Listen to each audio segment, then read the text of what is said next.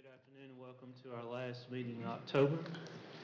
Invocation tonight will be led by Councilman Louis Martinez and respects to the flags will be led by Councilman Jeff Roberts. Please rise.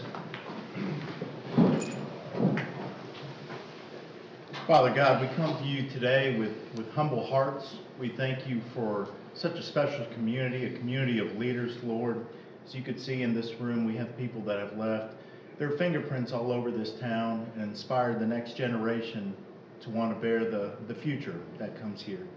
Lord, we ask you to give us wisdom, to give us strength as we discern and have conversations about the betterment of our community.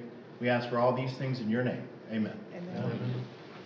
I pledge allegiance to the flag of the United States of America and to the republic for which it stands, one nation, under God, indivisible, with liberty and justice for all.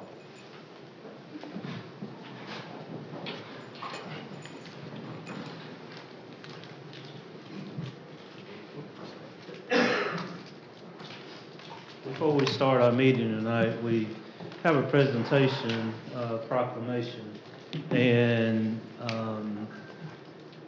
our friend Carol Burdett is retiring, and I've seen a lot of things. Come on up, Carol, as I talk as you come up. I have a proclamation I'll read, but I think probably more than anything, and I don't know if anybody's captured this, but she used to be one of us. That's right. Yeah, she was the mayor of Pendleton for several years and led that city to for a lot of years. And so we appreciate her. If you would just be patient with me as I read our proclamation. Honoring Carol Burdett. Whereas Ms. Carol Burdett has been involved with United Way for 35 years, several as the CEO and president for the past 22 years, serving the community by helping with financial stability, supporting healthy lifestyles, and meeting basic needs. A beautiful example of unselfish love. And whereas the mission of the United Way of Anderson County is to improve our community by providing leadership in identifying needs, securing and leveraging resources, and driving actions. And whereas throughout her remarkable career, Ms. Burdett has exhibited an unwavering commitment to United Way, both as a faithful contributor and as a dedicated leader. Her leadership has been instrumental in fostering positive change within the community, leaving an indelible mark on the organization's mission and impact. And whereas this positive change and impact is evidenced by the various ambitious projects, which include the Women's Leadership Initiative, partnered with Anderson County School Districts, and ANMED to drive down the teen pregnancy rate by 81%. The Weekend Snack Program to feed elementary students who would be food insecure over the weekends, and the partnership with the South Carolina United Methodist Conference to create the South Main Mercy Chapel and Mercy Center. And whereas today we're honoring Carol Burdett, who is retiring, which provides an opportunity to reflect on how much she is respected and appreciated. She leads by example, with purpose, and with servant's heart. And whereas your retirement marks the end of an era, but it also opens the door to a new chapter in your life as you embark on this new journey. And whereas the city of Anderson applauds Ms. Burdett's Live United leadership, service, and unselfish dedication. Now, therefore, I, Terrence V. Roberts, Mayor of the City of Anderson, and my fellow council members would like to extend our best wishes for good health, prosperity, rest, and relaxation and happiness in your future endeavors, and do hereby proclaim October the 28th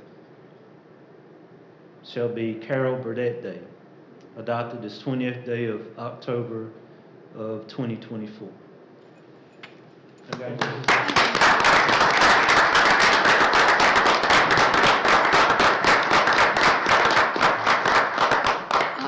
Mayor and council members and others with the city, this means a great deal. I didn't really know what to expect, and I didn't expect that. Carol Burdette Day, I like it, I like it. But what I like better is all the work that goes into making a community better, and I am honored that I've been a part of that for a long time. And I'm appreciative to the partnerships that we've been able to forge with the city. Thank you so much. Oh, for sure. And before you leave, we usually don't do this. I don't think I've ever, we have a moment to roast her. But would any of you guys want to say anything? I know Lewis has a direct relationship right now. Yeah, I want to tell you, if you know Carol Burdette, then you love her. It's been an honor to serve not only on your cabinet, but to chair your campaign a couple years ago, and now to be on your executive board. I have one regret, and that's that I'm chairing the executive board next year after your retirement. But I shouldn't be so selfish, because I've had a lot of good time in Rotary with you, and you're a legend. I get to sit alongside Miss Dr. Thompson, and I've been able to serve with you. So I know 30 years from now, there'll be a lot of stories about the wonderful things I enjoyed early in my career. So thank you for all you've done. I appreciate it. Thank you. Carol, special friend. And we go back a long way, I learned you.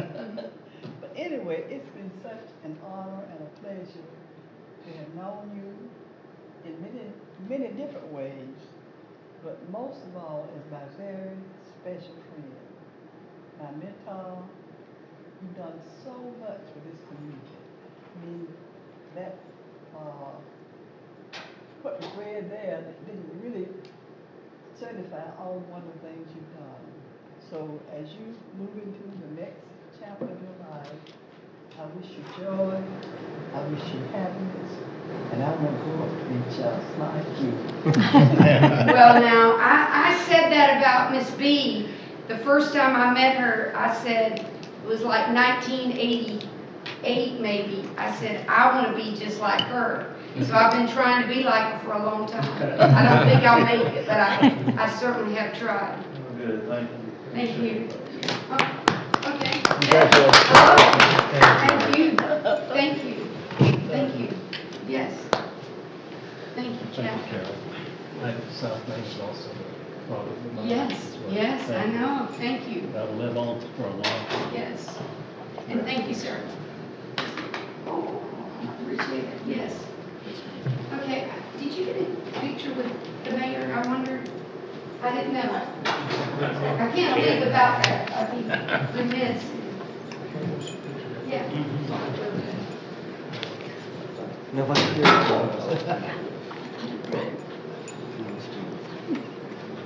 1, 2, 3. 1, 2, 3. Thank you.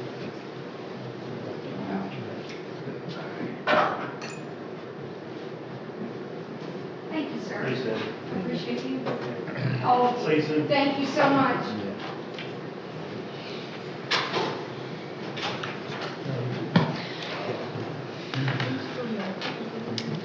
Yes. Yeah. The minutes of our October 14th meeting have been distributed. Are there any corrections or additions to those minutes? I move that be approved. First by Mr. Roberts, Jeff Roberts. Second by Mr. Steele. Any further corrections or additions? All those in favor say aye. Aye. Opposed? Those minutes pass unanimously. We have 4 items of old business, and the first item is request second reading of ordinance 2417 to annex and zone to NC Neighborhood Commercial 125.3 acres located at 440 East Shockley Ferry Road. Mr. McEwen? Thank you. This is a property owned by the city of Anderson. Of course, we have new Silverbrook Cemetery there, Memorial Stadium there as well, along with some undeveloped pieces. As you're aware, a couple council meetings ago, we had a adjacent parcel that was annexed into the city, making the city's own parcel contiguous. And therefore, this has been moved forward on the agenda, come back to you from the Planning Commission, and this is on second reading for approval. If you have any questions, we can go over them.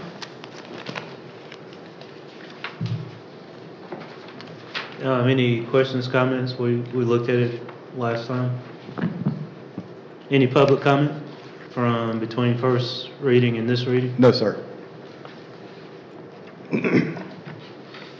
Ms. Corbin? Mr. Mayor, we looked at this, and since it's now, 125 acres that we actually own is now contiguous, I'd recommend that we annex this into the city. First by Mr. Corbin, Second. second by Dr. Thompson. Any further comments or discussions? All those in favor say aye. Aye. Opposed? It passes unanimously on the second and final reading. A second item of old business, request second reading of ordinance 24-18 to rezone the rear portions of 2617 and 2619 Whitehall Avenue from RM10 single-family residential to R5 single-family residential. Mr. McEwen? Thank you. Mr. McKenzie will go over this on second reading. Okay, thank you. This came before you at your October 14th meeting. You approved it on first reading, and nothing has changed since the first reading on October 14th.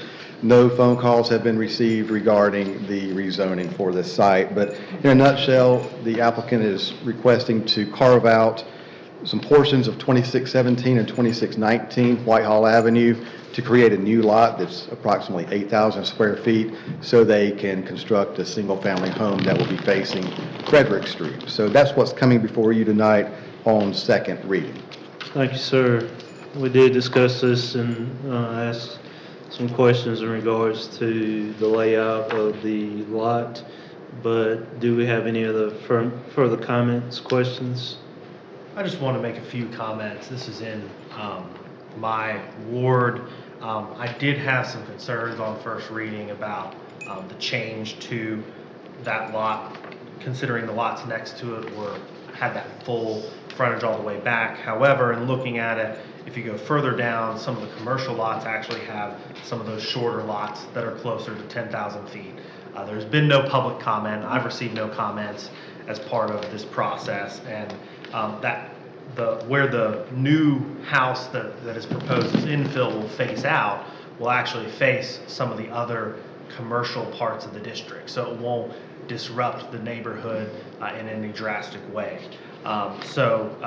Despite those initial concerns, I do believe upon looking at it further and giving ample time for public comment that we should approve this, and I would move that we approve this ordinance on second reading.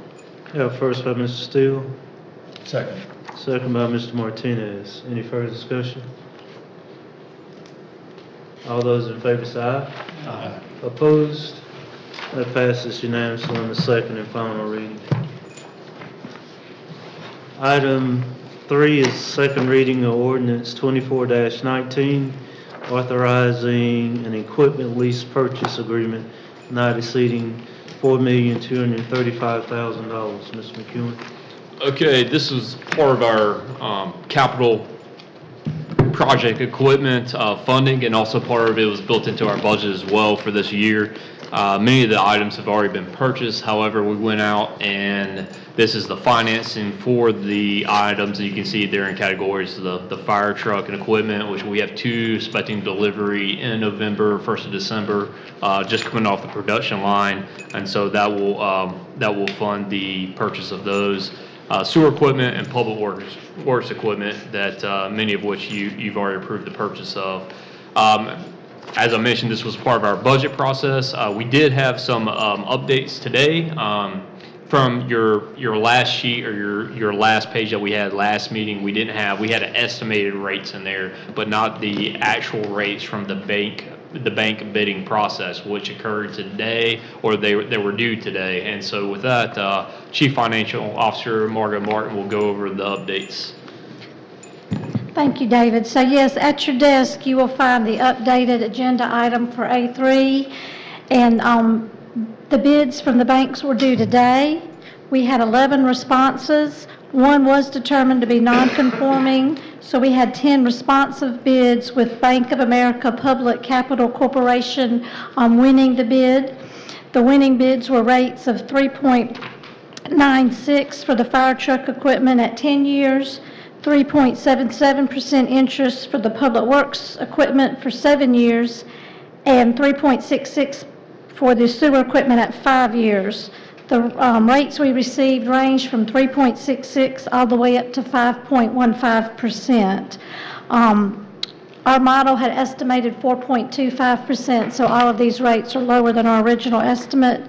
David Cheatwood with First Tryon, our financial advisor, stated that this reflects beginning to normalize the interest rates. The Bank of America also won our 21 capital lease. The interest rate at that time was 0.881%.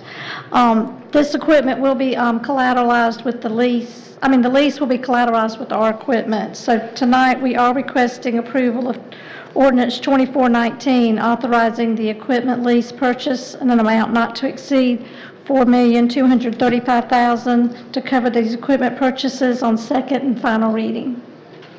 Thank you. Questions, comments? Let me just make a quick comment on that. I was pleased to see that rate that was just coming. For those that don't know, that's a very competitive process, but when you have financials the way the city has and they're in good order the way they have, you get very, very aggressive rates. So that speaks well to the books that we're keeping here and what we're presenting. So that's a great job. Thank you. Any other comments, questions? Mr. Mayor, I make a Mr. motion, we approve this on second reading? Second reading, yes, sir. We have a first by Mr. Horgan, Second. second by Mr. Martinez. I agree with Mr. Martinez. Great rates. Don't know if we'll get back down to 0.81 again, but I would think that this is probably normal. Would you say, Mr. Horgan, are we bottoming out? Should be. Good. All right, first, second, all those in favor say aye. Aye. Anybody opposed? That passes unanimously on second and final reading.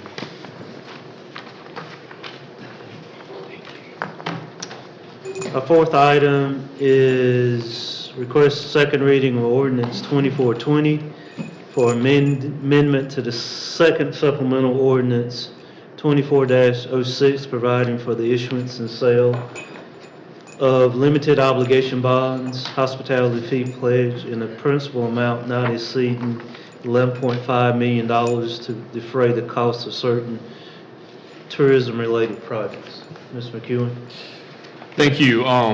As you know, this has been a lengthy process, and we've talked about it quite often through our budget process all the way back to early January, February, and then in March, council actually adopted a ordinance that was 24-06 to issue obligation bonds not to exceed $5.65 million. And we did that as we kicked off the Lindley Park project. And so, but we also planned on, given the opportunity and given working through the Caters Lake design process through the summer, if you can recall, that we would revisit and we did not need to immediately issue the bond then, as we have been using federal funds to pay for infrastructure through the project and also cash on hand for Lindley Park. And so through the design process of Caters Lake and numerous work sessions with City Council, the decision was made to move forward with a joint bond issuance, so combining the two projects together, Caters Lake and Lindley Park. So bringing that together, that gets you the issuance cost $11.5 million. We did have a work session on the September 23rd, heard from our financial advisor about the process of the bond issuance, and also our bond counsel, Burr Foreman. And we have a presence here tonight if there's any questions regarding the bond ordinance. And with that, we do have a few updates that have occurred in the process between the first reading and where we are tonight on second reading. Margot Martin will go over those updates. Thank you, David. So yes, since you approved on first reading, on October 16th, the city staff and team had a bond rating meeting with Standards & Poor's. We received our rating on Friday of an A+ rating, same as the city of Rock Hill on the hospitality fee limited obligation bonds. Tomorrow, we will be posting our preliminary official statement for the sale of the bonds, with Wells Fargo being our underwriter. We also last week had a due diligence call with the bond attorney, our attorney, Mike Burns with Burr Foreman on the, from the underwriter side. So we are hoping with second reading tonight, approval of the ordinance 2420 to amend the second supplemental ordinance 2406, that we can provide for the issuance and sale of these limited obligation bonds, hospitality fee pledge, and the principal amount not exceeding $11,500,000, that we can get the funding in November. I will say, we were rated highly, A+ investment grade from Standard & Poor's. It was an analysis process that we went through with them, including presentation, follow-up questions, and ultimately the rating decision. And so we were pleased with it. They very much, and Mr. Harbin, you made this point a couple times, looked at our historic growth in the hospitality fund. That was a strong point in it, along with our overall economic growth and opportunities for the fund to continue to grow. So with that contributed to our rating of a A+, in line with another regional, larger city actually, who recently had one, which is Rock Hill at an A+. And so we were very pleased with the rating. That takes us into the bond bidding process with a strong investment grade rating. And like I mentioned, Mike Burns is here from Burr Foreman, our bond counsel. If there's any questions or anything with the ordinance, he's been representing us on that side of things. And so we're happy to answer those here on second reading. Good. That's good news about the bond ratings for sure. We have talked about this extensively, but are there any additional questions? I just had a comment, Mayor. I think I've heard very positive comments about anticipation for Lindley Park. I'm sure Mr. Martinez has heard that from people in his neighborhood on the Caters Lake project. This is necessary funding to make our city a better place for our citizens. And we're able to do it now that we've gone through with an excellent bond rating at an excellent rate. So with that, I would move that we approve this on second reading. First by Mr. Steele, Second that. second by Dr. Thompson. Any further comments, questions? I just want to add on top of what Mr. Steele said, both areas, not only the Lindley Park area, but also Caters Lake, we've had two pretty significant storms come through and take down quite a bit of trees, and both these areas have been impacted in a lot of ways. So to see these areas get an uplift in some areas, I think is a win. We've got a couple residents here in the audience today that live on East Greenville Street, and they've lost over a dozen large trees in their area. So they'll have a really nice view of some of the improvements of Caters Lake. So I can't thank you guys enough. This is not easy, and this is not light work when it comes to money, but I think it's money well spent. Good comments. Anything else, guys? We'll have a better storm year next year. Got a first and a second. All those in favor say aye. Aye. Opposed? That passes unanimously on the second and final reading.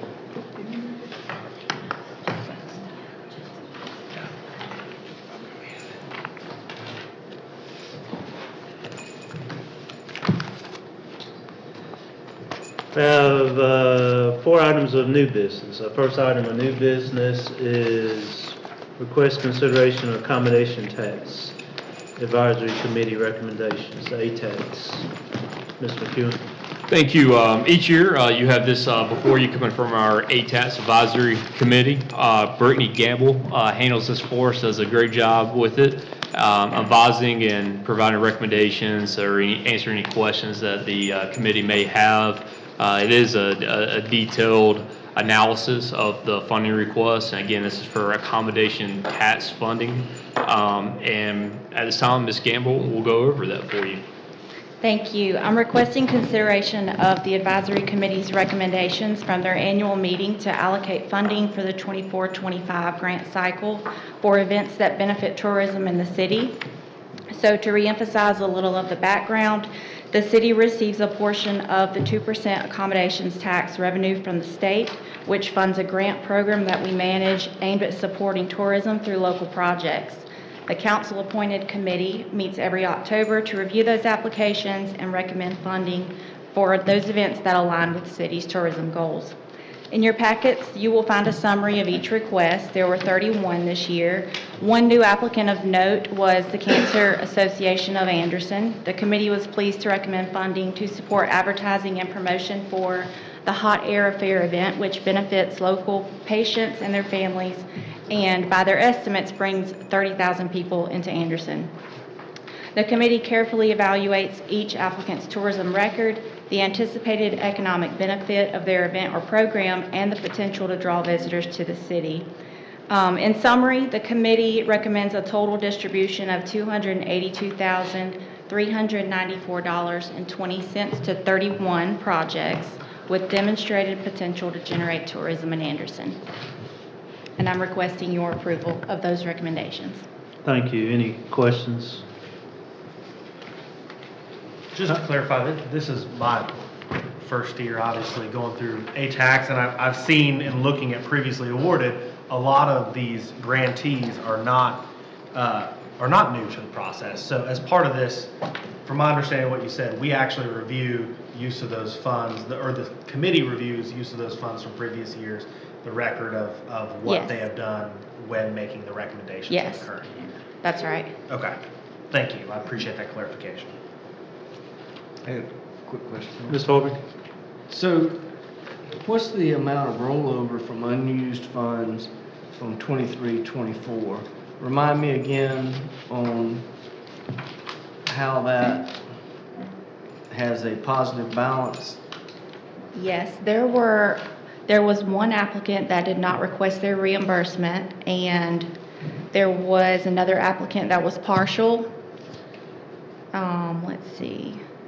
I do apologize. I don't have a list of all of them in front of me. That's okay. I can get it to you, but it's mostly made up of partial reimbursements. Okay, Or that's events fine. that didn't happen. No, Yeah. I just assumed, I couldn't remember if we ever held any back, or, but all of it's 100% funded, and then if somebody doesn't That's right. seek They try to reimbursement. award the whole amount that we have available every year, Exactly. and then sometimes things just don't go as Like if planned. the north-south soccer game gets washed out, Right. obviously they don't Right. get their funding. Okay, thank you. With that, I'd make a motion to approve this, Mayor. I'll second. First by Mr. Horban, second by Mr. Steele. And how much I appreciate the committee looking at, because there's never enough money to go around, and they have a very hard job to do, and appreciate their time and effort into making these recommendations. Please pass that along. I will. Thank you. Any other comments? Mayor, let me just highlight on here, it talks about the final phase work for the wayfinding. If you haven't paid attention, I guess I'm talking to all the streamers out there as well, there's been some beautiful wayfinding that's come out. We've been talking about it for the last couple of years, but you'll see it now coming out in pockets throughout downtown, whether it's pointing you to parking or maybe a kiosk outside of the North Main Commons. I mean, it's a beautiful upgrade to downtown. I didn't want that to pass without saying it. I agree. Yeah. The displays are very good. And I think, what's the next rollout of that? Yeah, it's kind of a constant rollout now that we have a good contractor identified. We have some money identified that the committee awarded us for this next phase. It'll be more downtown side. This first phase was more pedestrian focused with the downtown kiosks, but also parking focused. The next phase will be more destination focused, so a lot of those downtown destinations, identifying areas out in the county, signs out in the county that draw people to the city of Anderson, downtown destinations, City Hall, Carolina Red Park, that sort of thing. So very excited to see it keep going. Very good. Any other questions? All those in favor say aye. Aye. Opposed? It passes unanimously. Our next item is request consideration of a referral to the Planning Commission, a petition to rezone 1300 Glen Street from HI Heavy Industrial to NC Neighborhood Commercial. Mr. McEwen. Okay, thank you. I'll call Mr. Maurice McKenzie back up here for this item. Yeah, thank you. The applicant wishes to rezone the property, which has a vacant commercial-style building on the site, to NC Neighborhood Commercial. They ultimately want to renovate that building for a community-oriented coffee shop or cafe. And as you are aware, this property is close to the old Anderson Mill site.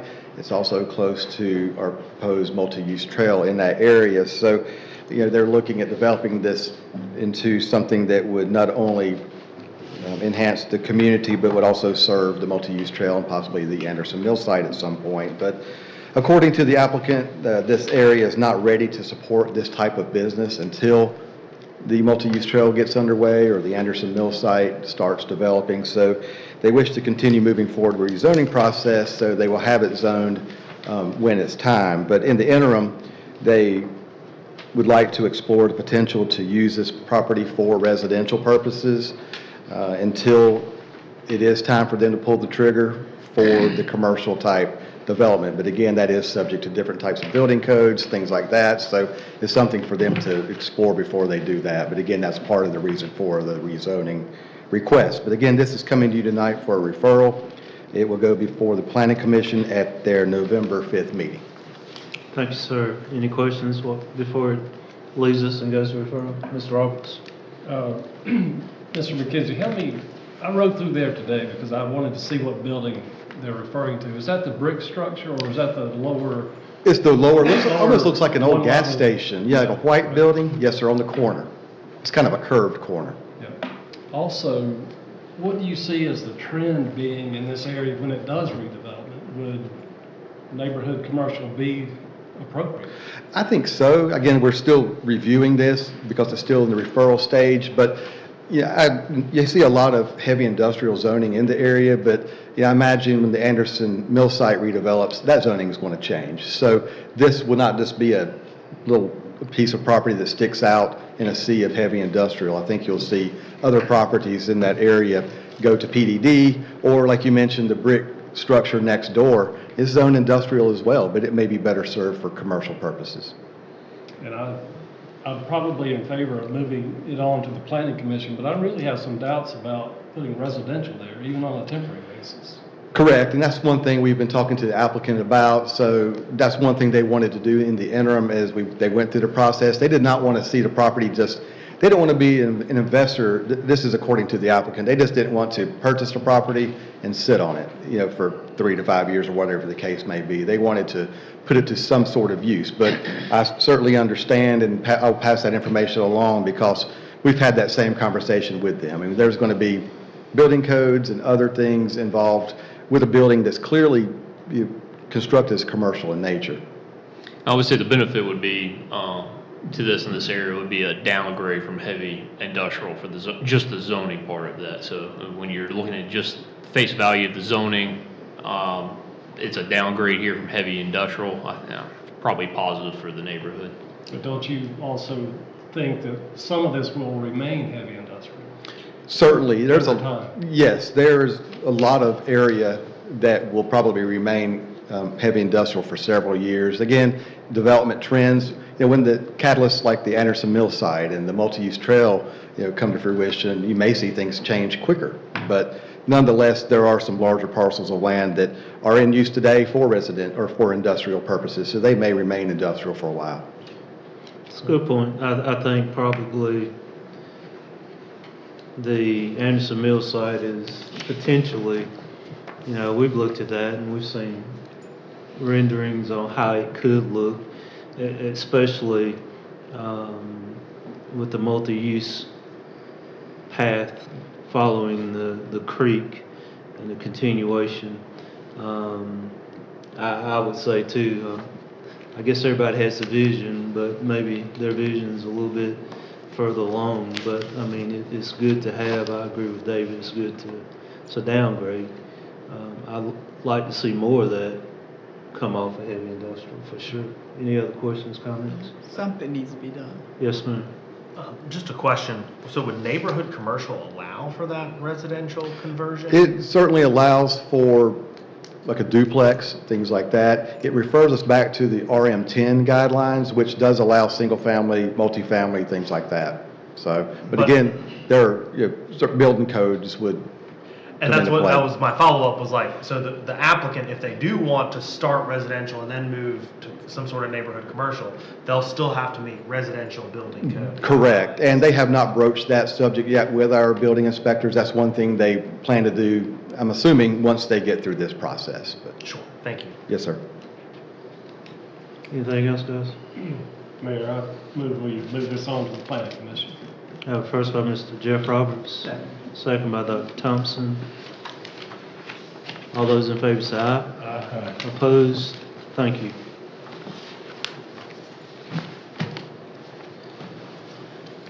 Our next item is request consideration to purchase body-worn cameras for the police department. Mr. McEwen. Okay, we're always looking, as part of our strategic goal and plan to provide a safe and secure environment for our law enforcement officers, and doing that through technology is always a good means, especially in today's world, is with all the technology that's coming out and a lot of that we use, but it gets updated from time to time, and this is one of those times where we have some new technology that's coming out that will serve us well. Chief Jim Stewart will go over the requests. Thank you, Mr. McEwen.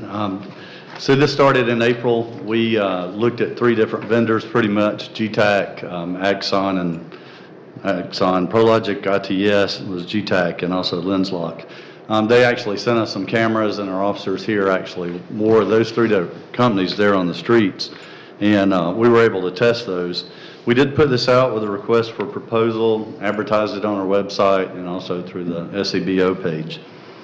We did have 8 vendors to respond, 7 of which adhered to the policies. We were very fortunate. We applied for this grant before 1st of May, and we received word last month that we had received the grant in the amount of $179,000. We chose this camera in particular because we already have the GTAC dash cameras. If you're aware, we've been purchasing those along with automobile safety emergency equipment for the last 4 years. This body camera will integrate with that dash camera. And there's a couple of features just like to share with you. How technology has advanced. Those cameras will turn on if an officer pulls his holster, his weapon out of his holster, if he turns his lights on. If one officer has his camera on and the other officer shows up, all their cameras cut on and all the dash cameras cut on. So we've had issues in the past of when an officer would say, I forgot to turn my camera on because this happened so quick. Now technology has got us to where that's going to solve that problem. Also, as soon as the officer gets back in his car, that video uploads to the cloud immediately. So an officer having to take the time to come into the PD to download the body camera before shift or after shift is taken care of now. It does have a LED display. The fortunate thing about this grant that we got, next year we will apply again for the grant for the maintenance and storage of the same cameras that we have now. It'll be a smaller amount, not the purchase amount. We do own this data. It does have redaction software, which is be something new for us if we did allow a body camera video to go to the media or something that needed to be blotted out. It does not have night vision like our current cameras, but it has zero dark capability, which means you do see some limited light. And that's a positive, I think, because our last cameras we had night vision, so that's not a real true portrayal of what the officer was seeing out there. Now you'll kind of see what the officer is seeing. It does have tracking software, which I appreciate. So we send something to the solicitor's office or an attorney. It's going to show where that email was sent and when it was read and what time it was read. So we do have that as information. It's just an all-around game changer for us. And when we go to court, the videos are simultaneously recording the body camera and the dash camera from the car. So the judge and the jury would be able to see both of those at the same time. I'll answer any questions if you have any. Thank you, Chief. Questions, comments? Questions? Roberts? Stewart, who's responsible for applying for that grant? It's a combination, myself and Miss Tina Blakely, who handles most of all our grants. Well, I want to thank you. That's significant to cover this cost, largely covered. And I would assume we have a good working relationship with the company. Yes, sir. We've had their dash cameras for 4 years now, and they're very receptive to any kind of repair. Do any cameras come off as far as with the new cameras, or? This will equip all of our police officers and detention officers. What do we do with the old cameras? We have had a lot of issues with those cameras. We've sent 30 back for repair, and I believe Ms. Blakely said there's 10 to be sent back for repair right now, so they will be shelved. Good. Any other questions? Ms. Harvin? So Chief, how old are the body cameras that you currently are using today? So we did come to council 2 years ago. Those cameras came with a 2-year warranty. They were an upgrade to a camera that we previously had with Mobile View. And we really thought, me in particular, we had been with that company for a while. Their upgraded camera was not up to standards of what their original camera was. And what is the life? I mean, I would assume that from a durability standpoint, it needs to be very durable because it gets worn every day, every shift. I mean, a lot in a week. I mean, do we anticipate they're supposed to last 2 years, 5 years, 4 years? So we're very fortunate with this company. What they told us is they would refresh the cameras every 2 years. I mean, I know my cell phone, I drop it, I knock it, and I would love to get 2 to 3 to 4 years of life, but it never does, and I assume, it gets knocked off all the time. You wear a body? No, I do not wear a body. And they will also provide us a set of body cameras for spares at no cost to us. Okay. With that, Mayor, I make a motion that we approve this, and I like Mr. Roberts, Councilman Roberts, that thank you for taking time to apply for the grants and actually receive them. Congratulations. First by Mr. Harvin, Second that. second by Dr. Thompson. Any further questions? All those in favor say aye. Aye. Opposed? Passes unanimously. Thank you, Chief. Thank you. Our last item is request consideration of a guaranteed maximum price amendment with Edifice LLC for the Caters Lake project. Ms. McEwen? Okay, we talked about the financing for this earlier, and we also had a work session. Mr. Andrew Strickland, our Assistant City Manager, will go over this item. Thank you, Mr. McEwen. Mayor, Council, what you have before you tonight is a request for guaranteed maximum price amendment for the Caters Lake project with Edifice LLC as general contractor. Just briefly about this project, a little background. In the summer of 2023, so last summer, you all hired Goodwin Mills Kaywood GMC to be the design lead on this project. They were hired to put together construction plans, finalize architectural design for an architectural bridge feature. And then earlier this year, in June of 2024, you hired Edifice to come on board to do some pre-construction services. The city for several years has used the construction manager at risk procurement and construction method. It served us really well in the past on other projects, most recently Lindley Park, which is under construction now. This is the same design and construction team that we use for Lindley Park. The relationship is good, and we want to continue that relationship with another park. Some of the features that will be included at Caters Lake, really just an overall improvement to the park. It's one of the most loved parks in the city. It's just gotten a little tired. We've heard that for a number of years. This park has been on our Parks and Rec master plan list for several years, and we're excited to be able to get to it now for just a new set of paint and new set of tires, right? So some of the features will include a concrete pathway system, architectural and landscape lighting, stormwater improvements throughout the park, including to the lake itself. We're going to improve the outfall as well as dredge some of the material that's washed into the pond over the years.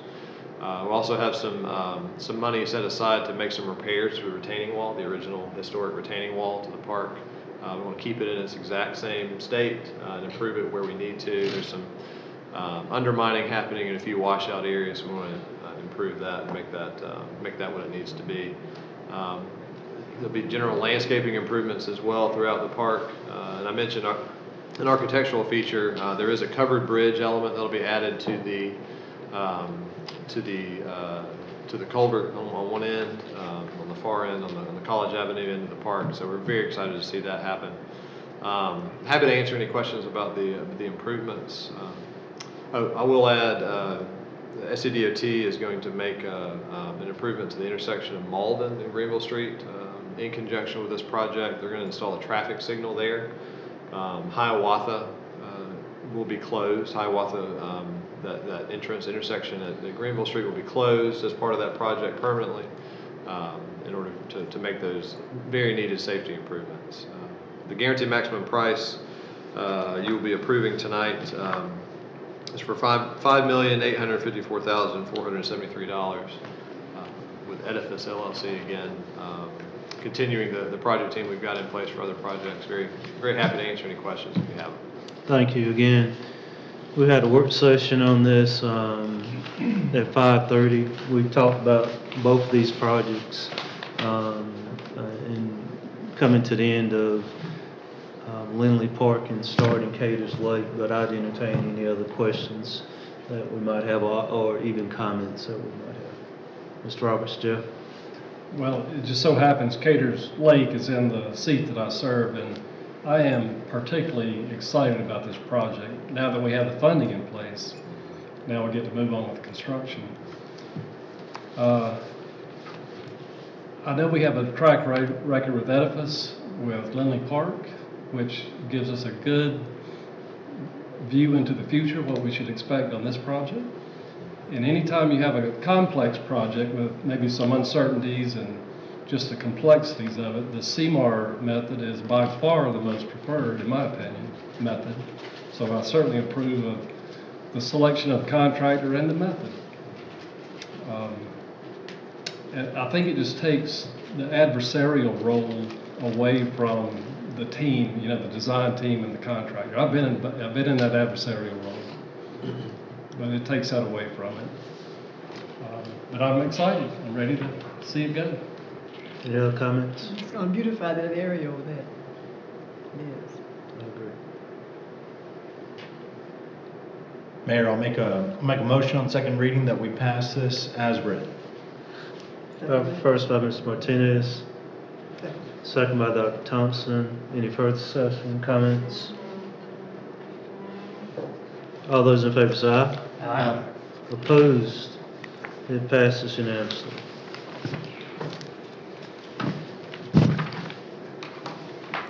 Not hearing any other business, I entertain a motion to adjourn. I'll make a motion to adjourn, Your Honor. First by Mr. Steele, Second. second by Mr. Harvey. All those in favor say aye. Aye. Opposed? We stand adjourned.